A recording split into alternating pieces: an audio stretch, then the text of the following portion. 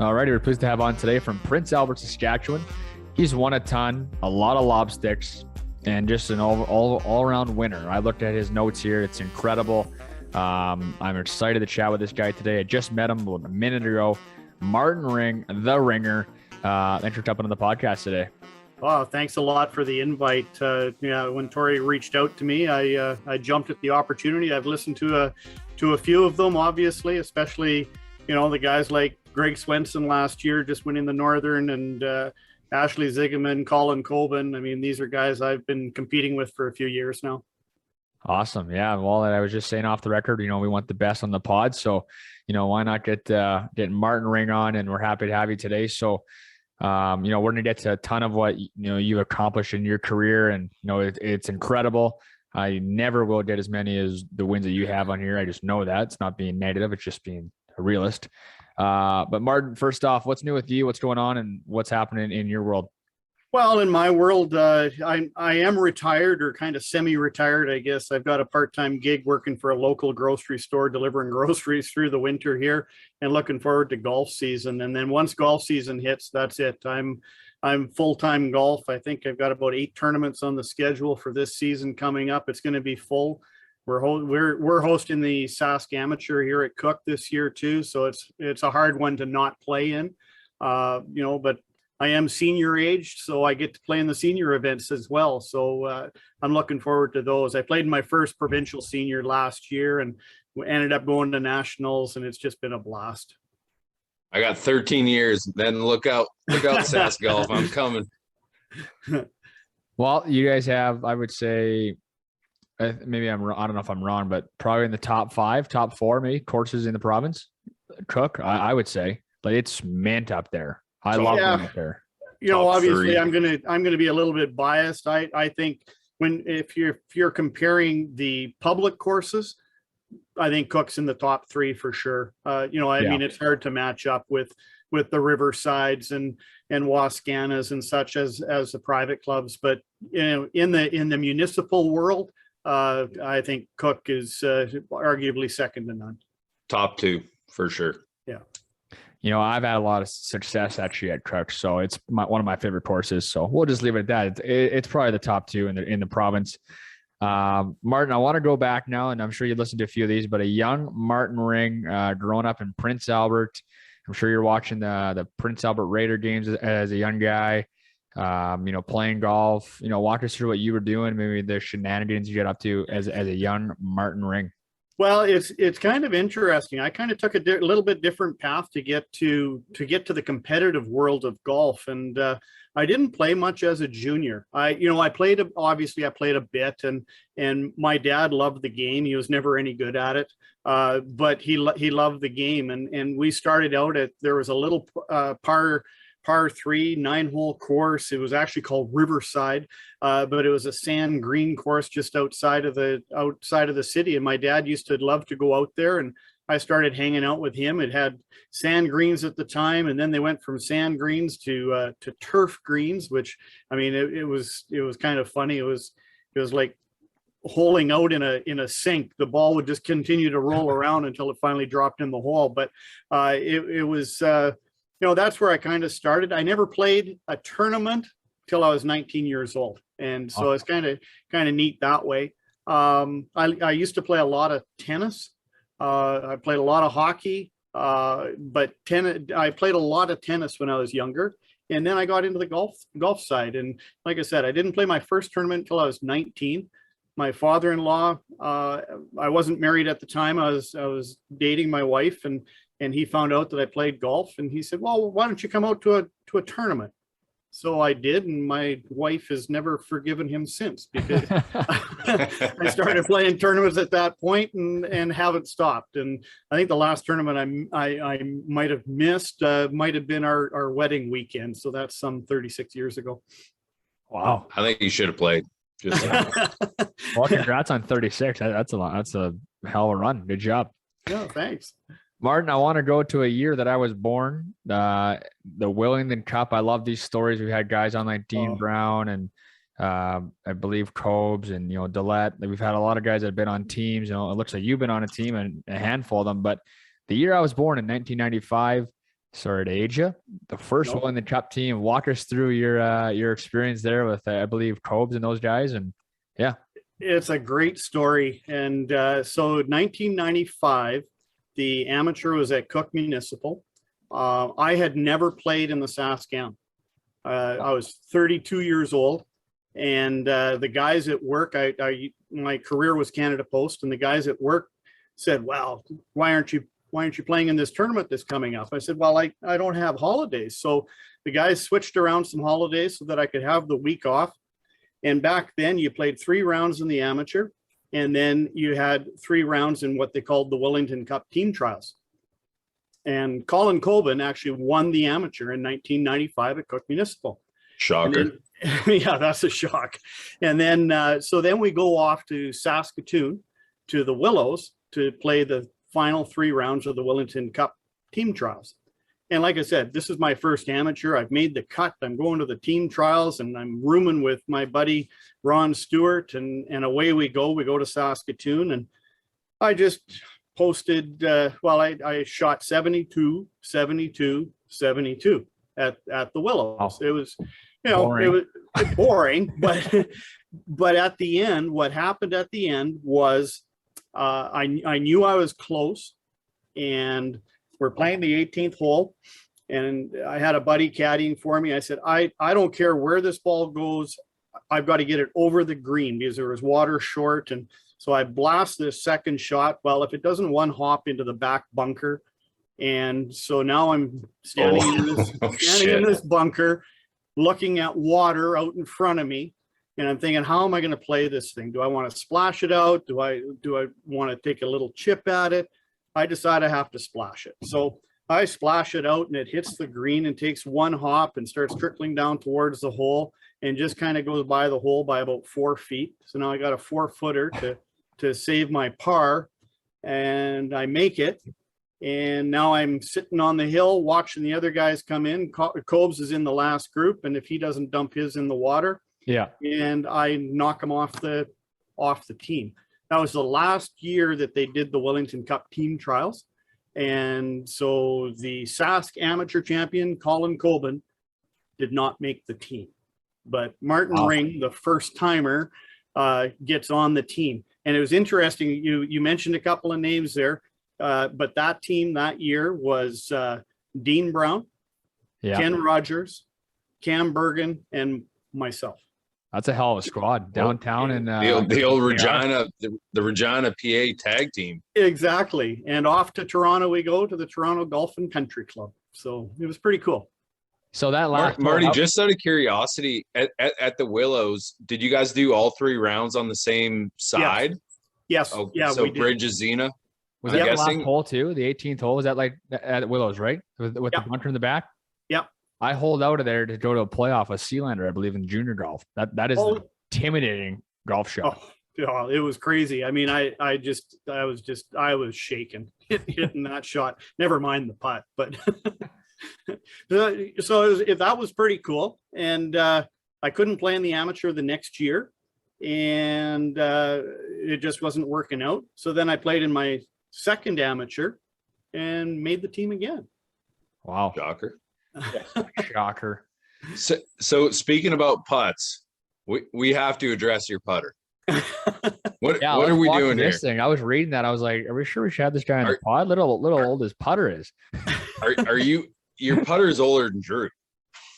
My putter is 40 years old. Oh, that's older than me too then. That makes me feel young. So quick story on my putter. We get married in 1985, and as most new couples, you don't have a whole lot of spare change kicking around, and you're either renting or you're trying to buy your first house, etc. And I was getting grumpy with my putting, and I was kind of thinking, well, I got to get a new putter. And my wife looked at me and she said, "You are not buying a new putter. Like, forget it. We're not spending money on a putter. You go and get that thing regripped or do something." So that's what I did. I went and got it regripped, and I got it regripped in May of 1994. And 1994 is when I won my first lobstick. And I've had that putter in my bag ever since. It's a Pinnacle blade. It's got 2 tungsten weights, one on the heel, one on the toe, and it's short. It's got like a 30-inch shaft on it, and it's been in my bag ever since. I've never tried anything else since. I heard you've got a backup never- in case something happens to it. I do. A buddy of mine at work, it was a retirement gift from him. He got on eBay and he found the exact putter on eBay, and he bought it and he kept it in his closet until the day I retired, and then he handed it to me. He says, "You might need this someday." Wow, so that's awesome. So I've got a backup Pinnacle blade. I can't That is so believe cool. you've never even like tried another putter. No. Wow. No. It's I've changed the grip on it a few times. I've gone to a fat grip. I'm in a medium-sized grip right now, and the only thing, no, I've never changed putters. The only thing that I changed was my putting grip, and that little tidbit of information came from Ron Stewart. I was playing with Ron one night, and I was fighting the putting, and believe it or not, Torrie, and Stewie said, try the reverse overlap. And so I've gone to the reverse overlap, and I've never tried anything else since. So I'd listen to him. I wish he would give me tips. I'm trying to help him out with his chipping still. So Okay. Well, the reason why I asked about if you change it, because it wouldn't make sense, because I'm just going to go off some of these notes here. 01, 02, 03, 05, 06, 08, 2010, and 2018. You find ways to just dominate at your home club at Cook, and club championships or not, you guys have some of the best golfers, if not the best in the province. And I competed against a lot of them in junior golf and even now in amateur golf. But walk us through. You went on an absolute run / tear for. Well, yeah, and it goes back to if you look at the sequence of events, 1994 when I won the lobstick, and then make the team in 95, make the team in 97. And then I lost. I remember losing in a couple of club championship finals. Our club championship at that time, from 2001 through to 2012 or 13, it was match play. It was match play through the whole season, and our club is absolutely deep with players. And so I had lost in the final a couple of times. I lost to Ray Field in the final, and that one really kind of hurt because we were hosting the Canadian Club Champions Championship in 1999, and Ray Field got the chance to play in that tournament at Cook Municipal. And then I won it in 2001, and 2002 I traveled to Whistler, and that's where the Canadian Club Champions Championship was at that time. They don't run that tournament anymore, but it was the opportunity was there, and I just jumped at it to go. But yeah, the match play for our club championship was so intense and tight, and I mean, when you think through the players, I beat Ron Stewart in a final. I beat Cam Bergen in a final. I beat David Stewart in a final.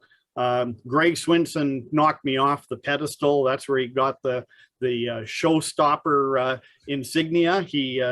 It was because he defeated me in 2004, kind of broke my run. And then I won it again in 05, 06, beat Cliff Sealander. Ziggy. I mean, our club is just so deep. Danny Klughart. Like you guys are so fucking deep. It's a joke. It's incredible. It's not even close. Like there's no other club even close to that. Well, and we've got a group of guys. It's called the Syndicate. We get to go out and play. Well, for sure, Friday, Saturday, Sundays, 16 to 20 guys going out every Friday, Saturday, Sunday.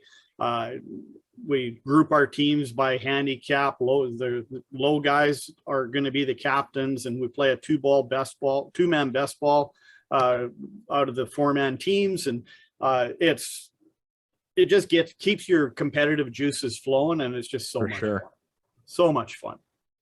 Wow. PA will forever blow my mind. It's we could have a Ryder Cup in Saskatchewan, people from PA versus the rest of the province, and it's going to get ugly. Well, you look at some of the players that have moved on. Like obviously David Stewart's playing out of Saskatoon, Greg Swenson's playing out of Saskatoon. I don't think we've got anybody down in Regina. Actually, yeah, we do. Dylan Holmson. He's one at from PA. He's one at Nipawin. Yeah, Crushing he's it. from PA. Yep. Wow. Lobstick champ. Lobstick champ. Yep. Wow. I didn't know that. Huh. They're stacked. The Yeah. team is stacked. They're the Colorado Avalanche. Yeah. But the PA golfers win though. Okay. Martin, I want to go to the second William Cup team. You earned a spot after a 4-player, 4-hole sudden death playoff in Melfort, Saskatchewan, home of the Mustangs. Walk us through that one there. Oh, that one was wild in the fact that that was only the second time that they were running the amateur without the Wellington Cup team trials. Okay. And so it was now it was a 4-round amateur, and the low 4 guys are going to be named to the Wellington Cup team. And so we get going at Melfort. I remember playing a practice round with Stewie. I shot 68 on the Monday, and I thought, yeah, okay, this is a pretty good way to start off the week in Melfort. And Yeah. and I played arguably some of my best golf there. At the end, I think I shot 70 in the last round, and Stewie was 2 groups back of me. And he comes to the 18th hole. I'm at the back of the 18th green. I'm watching him play, and I see him. He chips onto the green, and he makes this putt, and it was a birdie. And he's so excited because to him, he had been told if he birdies, he makes the team. And he walks off the green. He looks at me. He says, "What'd you shoot today?" I said, 70. And the blood just rushed out of his face. And he looks at me. He says, "Well, we're tied." Well, if we're tied, I said, "There's a bunch of us that are tied." I said, there's Tyler Wright. And it ended up being Ken Franklin was the other one. So it was Tyler Wright, Ken Franklin, Ron Stewart, and myself. There's the 4 of us all tied for this 4th and final spot for the Wellington Cup. Good thing it wasn't a beauty contest. So off we go, and instead of putting us out number 1, because they already had public players going out on the golf course, they put us out on number 10. So we go out on the back 9. And in advance, they had told us the rotation was going to be 10, 11, 12. And then we were going to cut over and play 17, which is the long par 3, and then 18 as the par 5. And it was playing a par 5 that final round. And so, okay, we got our rotation and away we go. Stewie is still just kind of, he's punch drunk, because I mean that was just a drop kick that he thought he had made it. And so he ends up hitting his tee shot. It gets underneath a tree, and I just felt so bad for him. And he ended up losing out on that first hole. He's done. And so now he's watching the rest of us play. And so Tyler and Ken Franklin and myself, now we go to 11, and I think all 3 of us made par. We go to 12. We all make birdie. Now we cut over to 17, and I'm sitting there and I'm thinking, well, this isn't good. This isn't good for me, because 17 is a long par 3, and it never fails. You're into the wind, never fails. So I stand up there and I bust a 5-wood, and it lands on the green and spins back off the green. It comes back to the front fringe. Tyler, he hits a great shot, which is again a shocker. And he's young. Like Tyler is young at this point, and he hits one to about 8 feet. In fact, he told me just the other day. He says I was 8 feet from the hole, and I don't know I forget where Ken was, but anyways, I'm the first one to play, because I've spun mine off the green, and I've got about a 45, 50 footer, and I'm chipping, and I love chipping with usually with an 8-iron is what I'm chipping with. I see lots of guys chipping with sand wedges and pitching wedge. I love the 8-iron. I can nip it, I can spin it, I can do kind of whatever I want with it.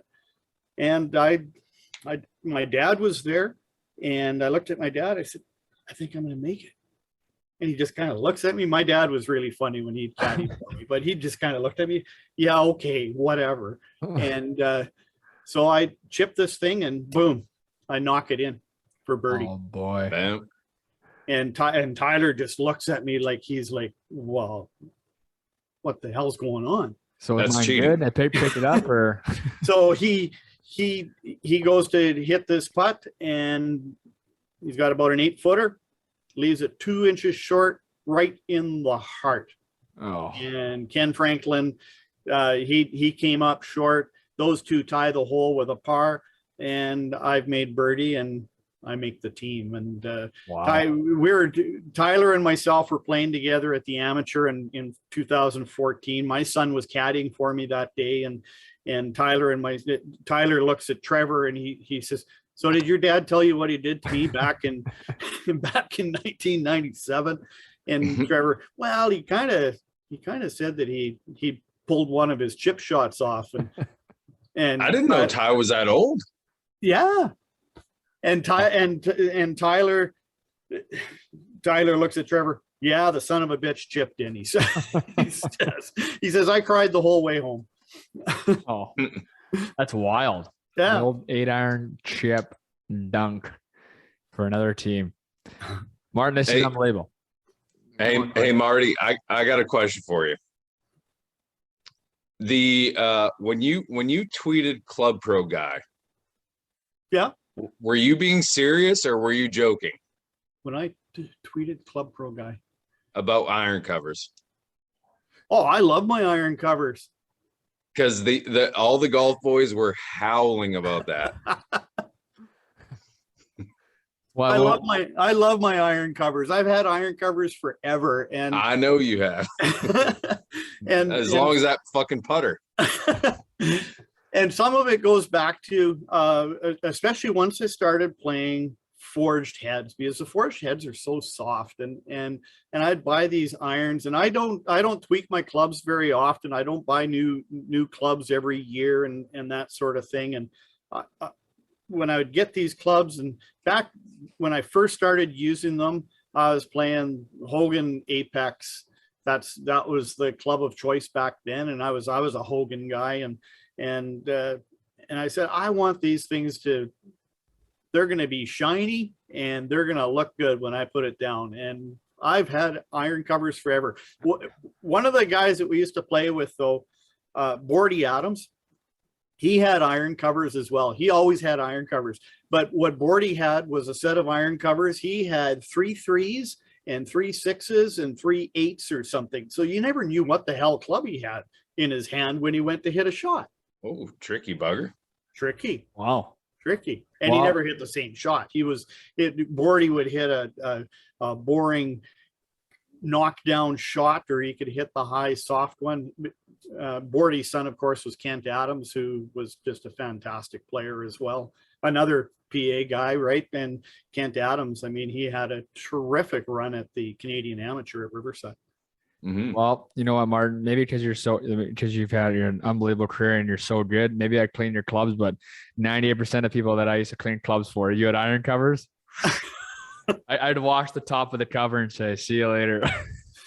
And that's fair enough. Actually, the young kids in the pro shop, they loved cleaning they would clean my clubs, but a lot of them just wanted to have a look at the irons too. They just wanted to see them, because some guys were, some guys were playing forged heads and some guys weren't, and it was kind of funny that way. But I do. Torrie, I love my my iron covers. Well, I'm happy for you, buddy. You keep taking them off and putting them on and all that. Hey, Drew brought up the PA Raiders early, right when we started. How did you get into the color commentating with that? Oh, so Brian Munns. Munsey. So Brian Munns was the voice of the Raiders at the time, and so that goes back to, that would probably be around 2000, 2001. And so 900 CKBI used to go up and used to cover the Waskesiu lobstick like Right. no other radio station. Like, I mean, it was fantastic. They would have a guy up there every day, and there would be live interviews from the players and stuff like that. And so I was on a pretty good run in 2001 and ended up winning it. And he had interviewed me probably 3 or 4 times during the week. And we got to talk about it. And then we were talking hockey, because I'm a big time hockey fan. I've been at the Raider games since the inception. And so later on that year in the fall, Munsey's walking into the rink. I'm getting ready to grab a mocha at the canteen, and Munsey looks at me, he says, "Why don't you come on the radio with me tonight? And you can be the color guy." Brian Glynn was his right-hand man at that time, and Brian Glynn was sick, and he said, "Well, you come onto the radio." So I did. I went onto the radio that night with Munsey, and after he just looked at me, he says, "I knew you were going to be good." He says, "You love to talk, and you're good at it, but he says, I also knew that you knew a little bit about hockey, and I did. I played a bit, and I coached, and I knew all the coaching staff and all that sort of thing. So it was pretty easy. And then when Brian Glynn stepped down from doing it, Munsey came back to me and he said, "How about you come on and be my color guy?" And I've been the color guy ever since. So from about 2002, 2003 forward, I've been the color guy. I worked with Brian Munns. I've worked with Trevor Redden, and right now it's Rob Mann. Drew Wilson was in there as well. But You're still doing it, Martin. I'm still doing it. Yeah. Oh, awesome. Yeah. That's cool. That's pretty sweet. Yeah. No, so 2018-19 was obviously a big year for the Raiders, winning the Western Hockey League championship, but that particular season, obviously they were on a runaway right from the opening whistle. And once we got close to the playoffs, the radio station came to me and said, because I always only did the home games, I didn't go on the road. They said, "How'd you like to go on the road with the Raiders for this playoff run? We think it's going to be something pretty special."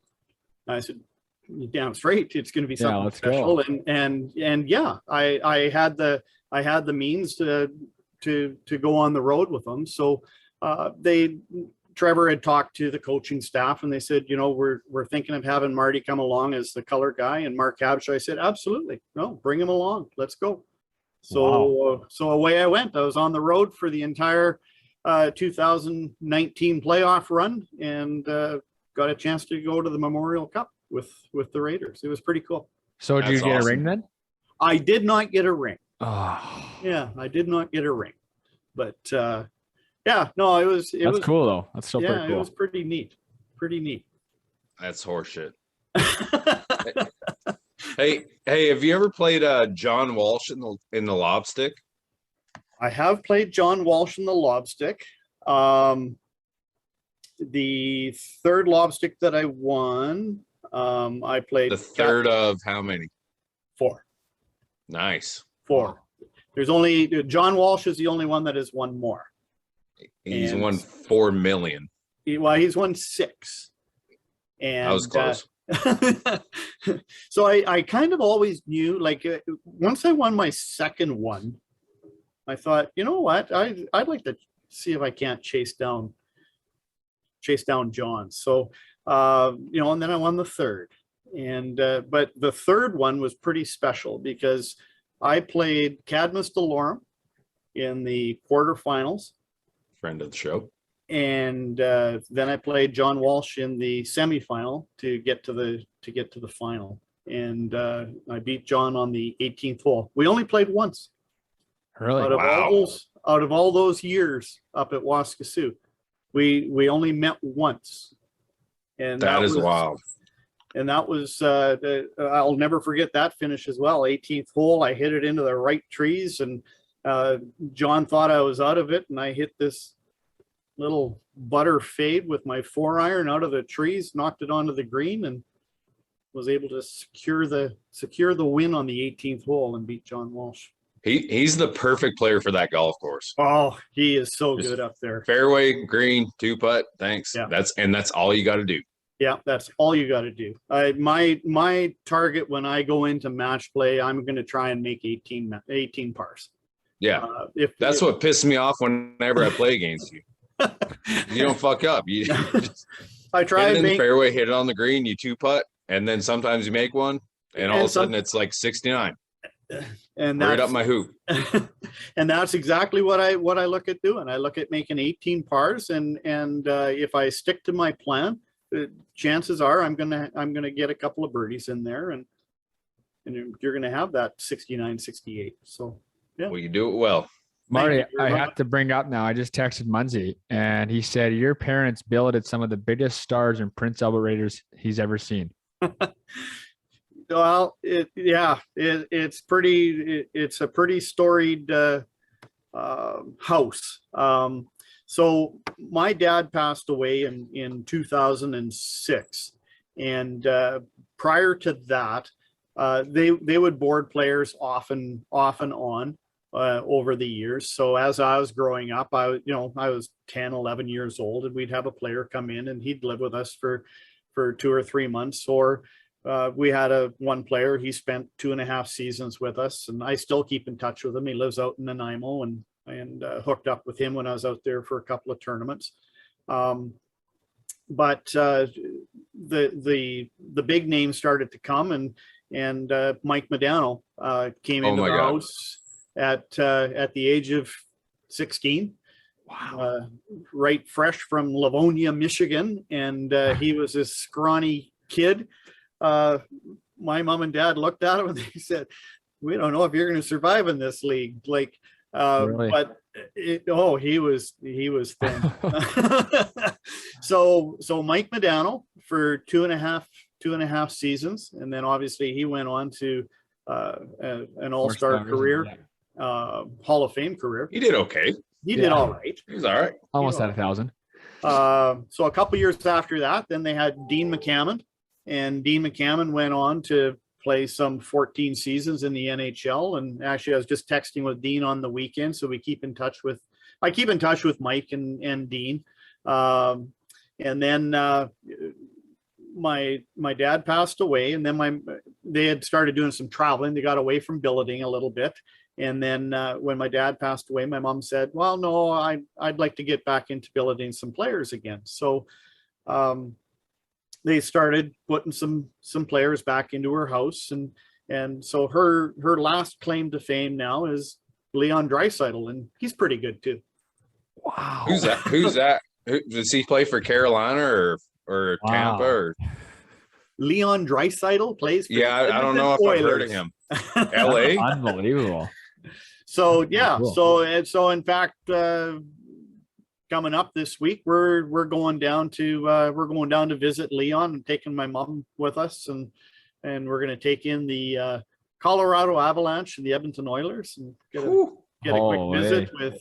quick visit with Leon after the game. So Look at that. That is See, this is why I texted her. Now I got 2 more. He says basically, you owe him your whole career to him because he's the reason why you're doing Raider Radio. But also asked, of all the broadcast partners, who's the best golfer? Who's the best golfer? Well, it is Munzie for sure. And he's not that good. All I know is he gets shiny new TaylorMades all the time. He is a TaylorMade guy, just like the boys. Yeah, no, that's awesome. I'm happy I texted him because I didn't know about that billet. Oh yeah, that's pretty cool. That's wow. Mike Modano, that guy was in Mighty Ducks. That guy's pretty cool. Marty, I want to ask a question about the 1998. What is the Mayday Masters champion? Well, the Mayday Masters it was May long weekend. It was always a 3-round medal play tournament at Cook Municipal, and the Mayday, we called it. It was the Mayday Masters. And so at Cook, to sweep the championships at Cook, it was Club Championship, Mayday Masters, the Northern, and the City Open. And So I've ended up with all four of those in my repertoire, but Wow. some of them came a little later than others. But the Northern, I didn't win that till 2009. Arguably, the Northern is one of the toughest tournaments to win. Yeah. Lobstick is hard. The Northern is one of the toughest to win because it's the toughest cut. It's the low 16. So Right. you're not sneaking into championship flight with a 78 or 79. Right now, our last couple of years, the cut's been 74 and playoffs Or better. or better to get into that top 16. And then it's just a grind. It's 2 matches a day, Sunday morning, Sunday afternoon, Monday morning, Monday afternoon. But it's an absolute blast when you get a chance to play in the final. Question. Sorry, Torrie. Was 2014 the provincial amateur champion? So the amateurs, was that your first ever time winning? That's my first time winning the Sasky. Yeah. Really? Yeah. I was 51 years old. How crazy! Like, did you expect to win, or did you think you had a chance, or because you kind of, I hate to say this, you kind of came out of nowhere. I did come out of nowhere. And you know what? It's one of those things like 2014, I'm 51 years old but the amateur is at Cook. It's kind of same scenario this year coming up. 2022, I'm going to be 60 years old at the end of October, but I'm going to play in the Saskam because the Saskam is at Cook. But well, and you got a chance too. Yeah, and yeah, I think I've got a chance. 2014, did I think I had a chance? Not when I looked at the list of players. It's Saskam is the who's who of Sask golf, and you've got David Stewart and Tyler Zaba was coming in. Chris Carley was playing some of his best golf, and Drew Kosher was coming, and it's but at the same time, it was interesting because the week before the amateur, I went out and I played men's night with Darcy Myers, Ryan Wells, and Stu Anderson happened to be here. Wow. And we went out and played men's night. And so we got a few bucks on the line, and I shot 65. And that's gonna work. Right there, and right? it was just something felt really, really good, obviously. But after the round, I was checking with Wellesley because Wellesley had been working with me a little bit on the range and stuff, on just tweaking a couple of things. And I'm not a big range rat. I just go out and play. I drive Stewie nuts because I just go and play. I never go to the range. I just play. But I checked with Wellesley. I said, Wellesley, I felt like I was just kind of trapping the ball a little bit. And he says, well, whatever you were doing, continue to do it. Yeah. And because he says it obviously worked. He says that's the best I've seen you play. And so when I teed up for the Saskam, I had a little bit of confidence. I had a little bit of strut, and the wind came up the third round. I was the only one to break par that round. And so all of a sudden I go from like 6th or 7th place to I was the leader. And it was pretty surreal. I went home that night and I started looking at the draw, and I'm going to be playing. I knew who I was playing with. I was going to be playing with Justin Wood, and I was going to be playing with David Stewart. And good group. And yeah, that's a pretty good group. And it's not that I haven't played with David before. I pretty much grew up with David as David was coming into the game. But yeah. Hey, did you ever hit first that day? Your pro shots? No. No, I didn't. I just went out and just played my game. My mindset was if I make 18 pars, I'm probably going to be in pretty good shape. And so I think I was I was 2 under starting that day, and I was mad at myself at the end of it. I was happy. I mean, absolutely ecstatic because I won it, but I was pissed at myself because I shot 73 and I wanted to be under par, and I ended up finishing even par for the 4 rounds. But that's just that's an ego thing.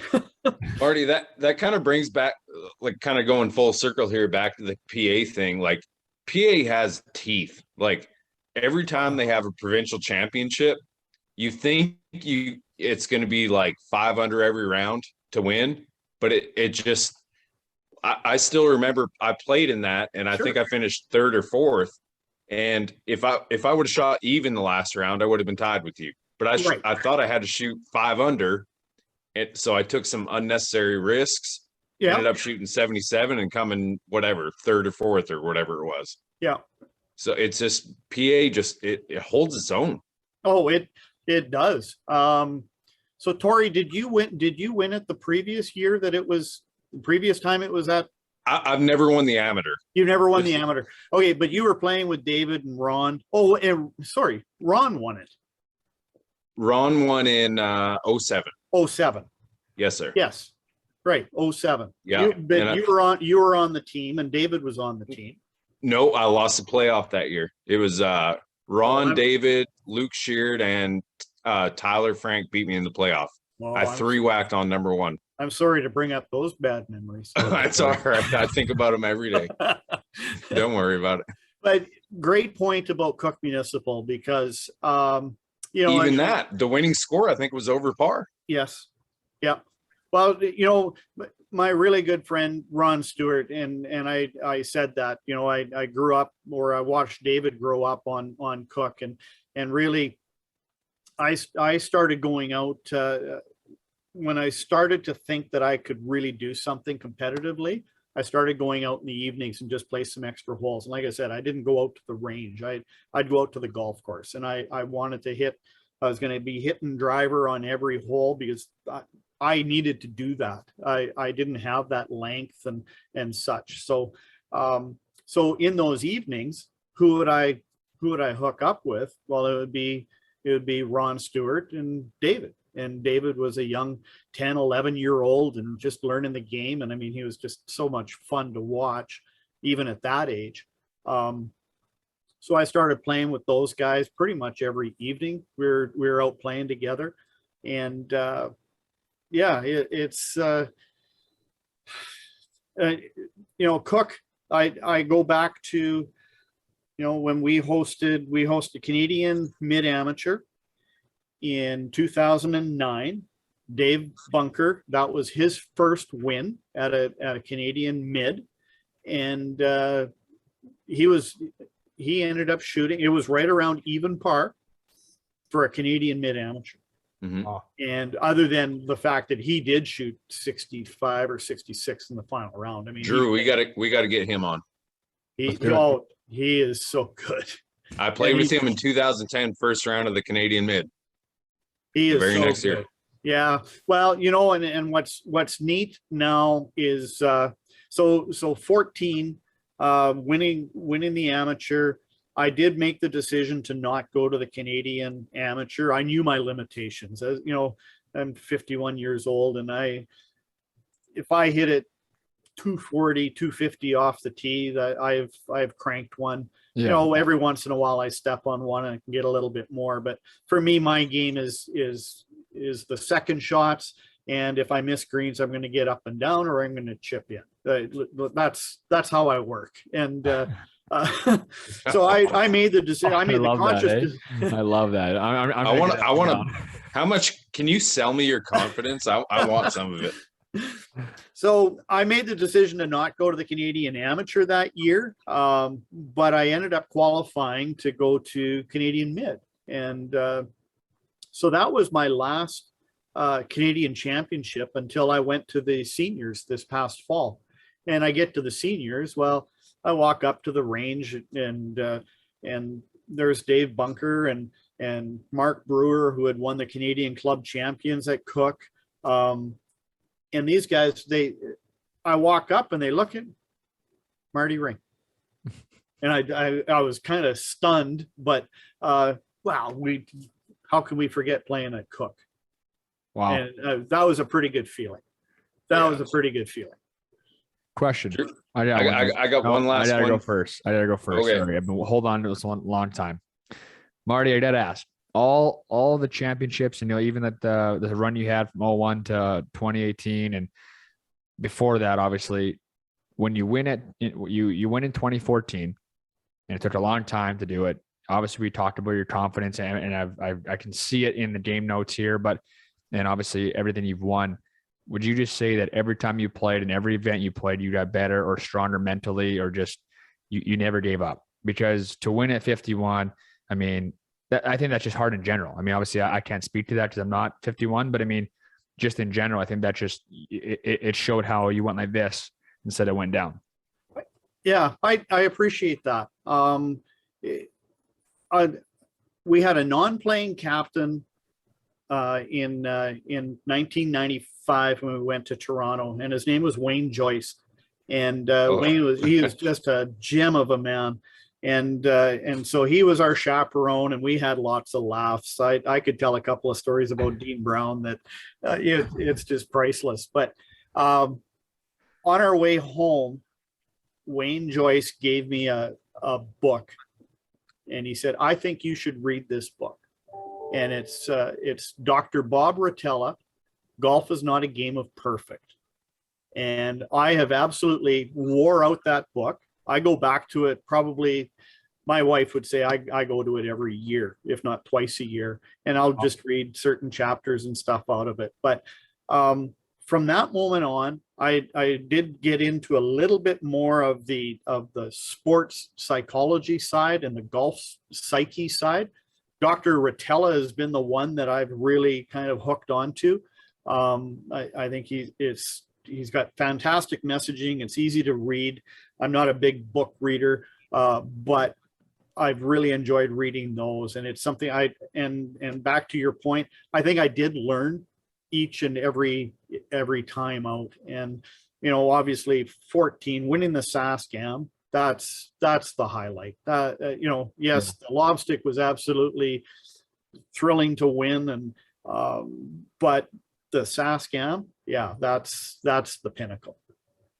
Yeah. Well, speaking of pinnacles and honors, a little birdie told me on April 30th you're getting inducted into the Prince Albert Sports Hall of Fame. How special is that?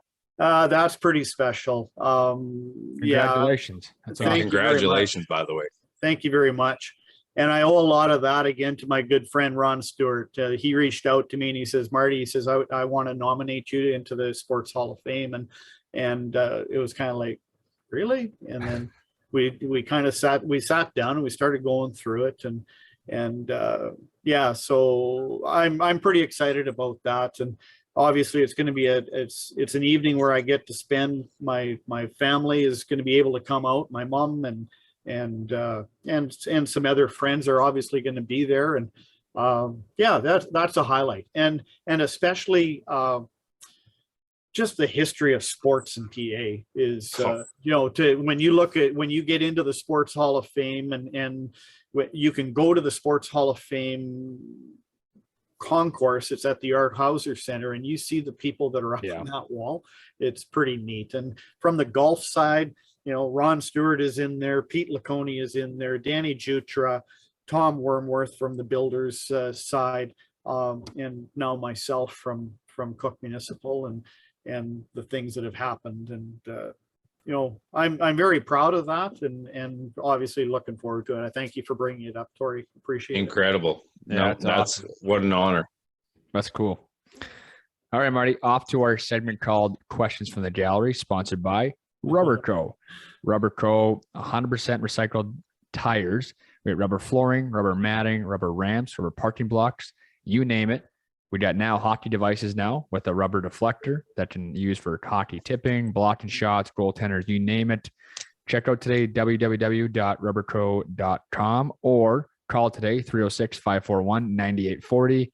It's time today to make the switch to use Rubber Co. only, and think with your head and choose the right rubber. All right, Marty, handicap and lowest round.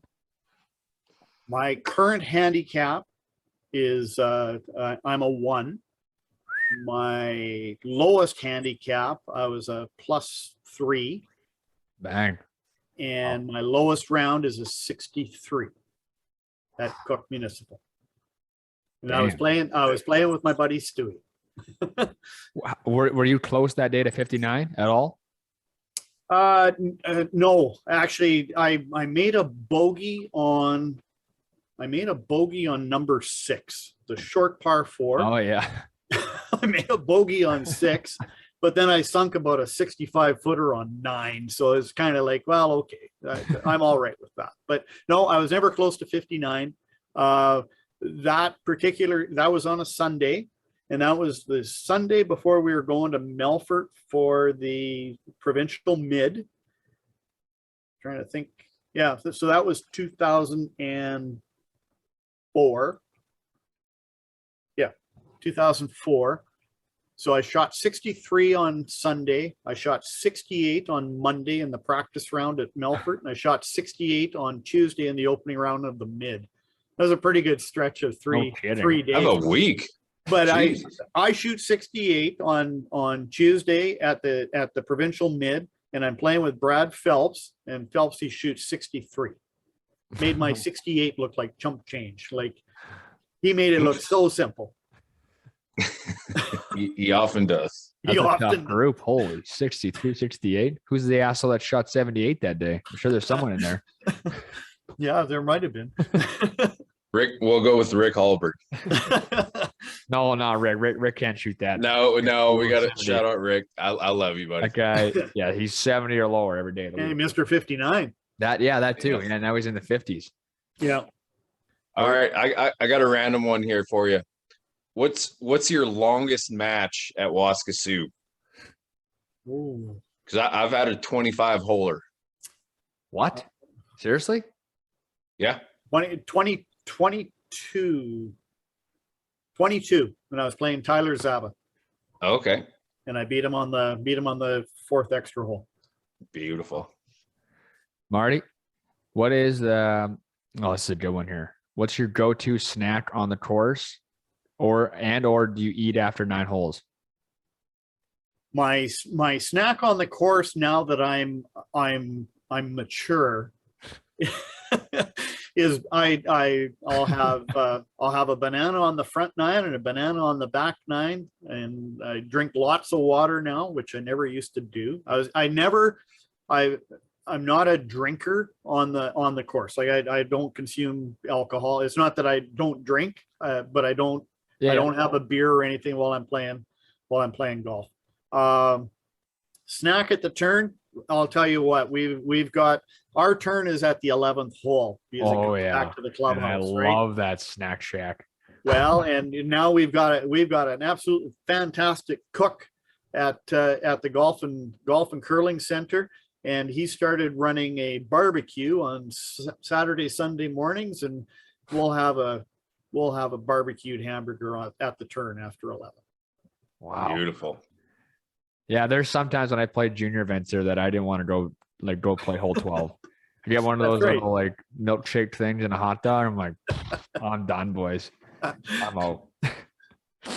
Marty, in the Northerns and the lob sticks that you played in, who's your I guess, who are some of the guys I think I asked Cobes this. Who are some of the guys that you'd face up against and be like, oh shit, I'm in for one now? Well, Cobes is one. I haven't played Colin that often up at Waskesiu. I played Colin a lot in the Northern. Who hasn't? I mean, good God, he's won 6 or 7 of them. Brad Phelps, Pika Zaba, because all 3 of them. Andy went on a heater there for a couple of years at Waskesiu. Yeah, well, Andy beat me in the final one year for sure. Yeah, well, and John Walsh, I only played him once, but I did beat him, so that felt pretty good. Danny Kluhart now. I had one year. I lost in the semis. I'm gonna forget who I lost to. All I know is I come to the first tee, and the first kid up had a bag from University of Arkansas, and I beat him. And then next round, I've got another kid with the University of Arkansas bag, and I beat him. And then I beat Cade Johnson, and we went 2 extra holes. That one was pretty sweet. Cade's a great player. Great He's a kid. nasty player. And you know, for me to lock horns with him and beat him on 2 extra after the second extra hole, that one was pretty sweet. But just a great guy. I saw him up at the Mackenzie Tour stop up at Elkridge last fall, and he came over and shook my hand and you know, asked how things were going. And obviously he's trying to make the tour, and just a great player. But Weighs 140, hits at 340. oh, it's crazy. It's crazy. You know, Roman or Timmerman, you know, Justin Wood. I'd love to play with Justin again at the amateur, because I mean, I had the chance to play with him in the final round in 2014. He's obviously learned a lot since 2014. Great story there is he went home after we played together in that final round, and Jeff Chambers was working with Justin at the time, and Jeff had told me, he says, Justin comes back and he says, God, he says, every time he missed a green, he got up and down. I don't know how he did it. You know, and it was just, it's one of those cases where you can kind of drive guys crazy with that kind of game. But yeah, drives you nuts. It's fun. At the Northern, gosh, you know, again, it's Colin Colvin, Danny Kluhart, Corey Sealander, David Stewart, when David hasn't played as often. Luke back in the day, I'm sure. Luke back in the day, I played Luke a few times. I lost to Luke Sheard in Melfort Open final.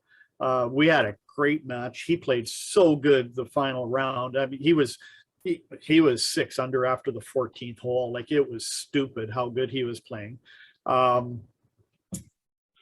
My son, I've gotten to lock horns with my son Trevor 4 times now at the Northern, and we've had some good tilts. And my wife caddies for me quite often, and you know, the one year, and I was beating Trevor pretty good, and she says, well, you know, aren't you going to back off? I said, not a chance. I said, because when he gets the chance to kick me, he's not backing off. I hope you guys didn't get in a fight. No, we didn't get in a fight. that'd be a bad scenario. But he beat me the last one, and I know he had a tear in his eye. So it was pretty important to him. So it's pretty cool. But he, you know, my son, I don't know, Torrie, if you've seen him lately, but holy, does he hit it. He you know, he smokes it by me by at least 90 to 100 yards. So it's we partner pretty good at the Northern teams. I don't want to get in the ring with him, I can tell you that much. Well, that's the other part. He's pretty fit. Marty, I had 2 more here. My last one's always I want to use for the ending, but this one here, you've had 7 hole-in-ones, I believe. Yep. Walk us through the first one and where all the other ones were at. All 7 have been at Cook. Holy shit. And my first one would have been on the old 14. Okay. The par 3, the little par 3. Yep. We call it 14A now, because we've kept it in place since we've done the renovations. And but my first one was on the old 14, and my son Trevor was with me when I got my first one. And my last one just came just last year, and it was on number 17 at Cook, which I've had 2 on 17. That's awesome. I can't even hit that green. Well, I don't hit that one very often. I don't know what, it's a mental thing for me. I can't hit it. It's uphill, man. All right. Well, before Drew's last question, I've got one from the gallery here. Why do you always walk And have you ever had a flat tire on your pull cart?